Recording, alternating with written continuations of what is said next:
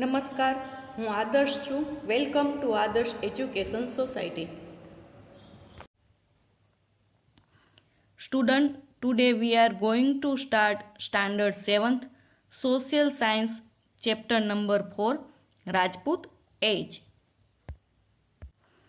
Student, we already learn about North Dynasty, and so today we are start our South Dynasty.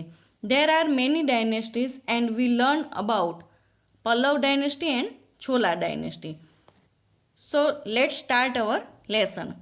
Apart from them, the Rashtrakut, Chera and Pandya dynasties also ruled in South India.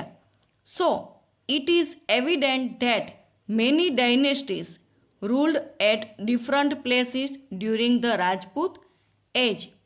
There were frequent battles between them to annex each other's areas. Due to the internal conflicts, there was no unity among them. Foreign invaders took advantages of this.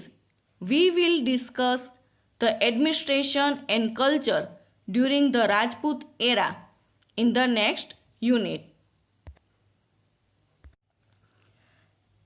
There are many dynasties rule different places in Rajput age. Among of them, Rashtrakut, Chera and Pandya dynasty was ruled in South India. There were frequent battles between them to annex. Annex means to add to our state. So they always fight, means they have battles between them. And due to the internal conflicts means disagreement, they are not agree to each other. So always they are disagree to each other, and it means they have no unity. So foreigner know all the things and they took the advantages of this. Rashtrakuts rule South India. With the fall of Chalukya dynasty, Rashtrakud came to power. Rashtrakud means head of a state or area. It is believed that the founder of the dynasty was an officer of that community, and hence the dynasty was named after him. Out of many rulers, Govind III was the most powerful king. In the 8th century, he established a powerful kingdom in the Deccan. With the fall of Chalukya dynasty, Rashtrakud came to the power. Thus, Rashtrakud also ruled over some part of the South India. And the meaning of Rashtrakud means head of a state or area. It is believed that the head of this dynasty belonged to Rashtrakud community, and hence this dynasty was named after him. Govind III was the most powerful king of this dynasty. He made his rule powerful in Deccan region in the 8th century. The Pandyas also ruled over South India. The Pandya dynasty is believed to be very ancient. Megasthenes, the Greek traveler, notes that female used to rule in this community. The inscription of Emperor Ashok also contain references to the Pandyas. The Pandyas rule in present day Madurai and Tirunelveli in Tamil Nadu. Cheras ruled over South India. Chera is now known as Kerala. In ancient time, Kerala was a part of the Tamil state. Later on, Kerala or Malayalam state separated Kepalputra Rajya in mention in the inscription of Ashoka. Athan too was the first strong ruler of this dynasty. Cheran Setangwan was a powerful ruler of this dynasty. In short, we can say Pandya dynasty is considered the most ancient dynasty.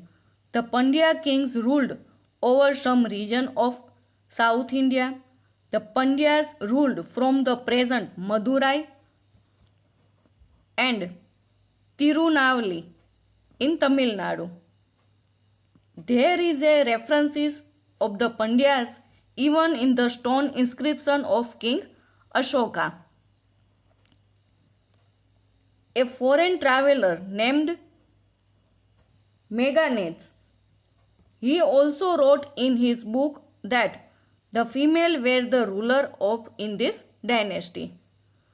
For if we say about Chera dynasty also ruled over some region of South India. In ancient time, Kerala was a part of the Tamil state. Later on, Kerala, a Malayalam speaking state, separated. The Cheras ruled in the separated state. In fact, the other name of Chera is Kerala. Ethan II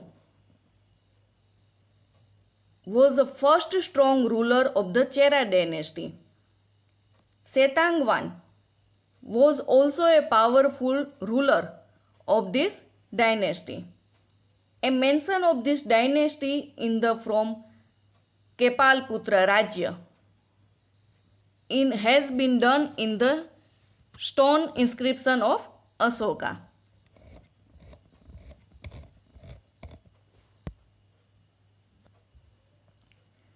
Now our last topic is pride of Rajput rulers.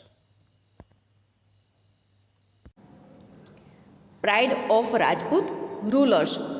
Rajputs were very brave.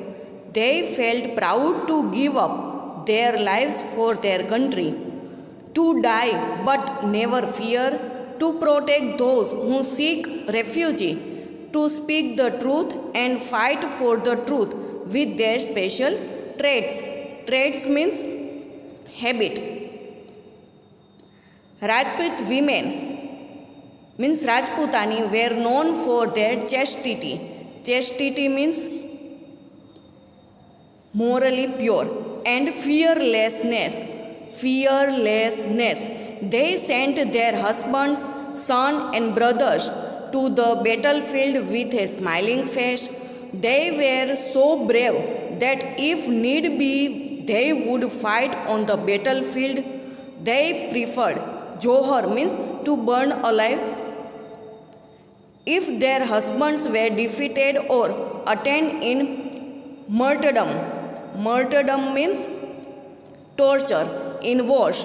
The heroic story of the Rajput age were engraved in golden letters in the history of India. For Rajput men, we can say Rajput men very brave and courageous. It was a matter of pride for them to attain martyrdom. Martyrdom means tortureness. They would never run away from battlefield. If there were chances of winning battlefield, they will attain Kesaria right on the battlefield. And Rajput men always provide help and protection to the refugee. They always spoke truth. They never tell lie. They always fought for the truth and justice, and they were devoted and committed. For Rajputani, we can say Rajput women were famous for their fearlessness and chastity. Chastity means moral pure. They sent their husband, son and brother with a smiling face. They were so brave, and if they need to go in the battlefield, they will also go. If the husband died in the battlefield, Rajput women would kill herself through the sati system, and if the husband was defeated in the battlefield, the Rajput woman preferred Johar means burning oneself alive. Due to all these reasons, the heroic story of the Rajput is engraved with golden letters in the history of India. Thank you for joining us.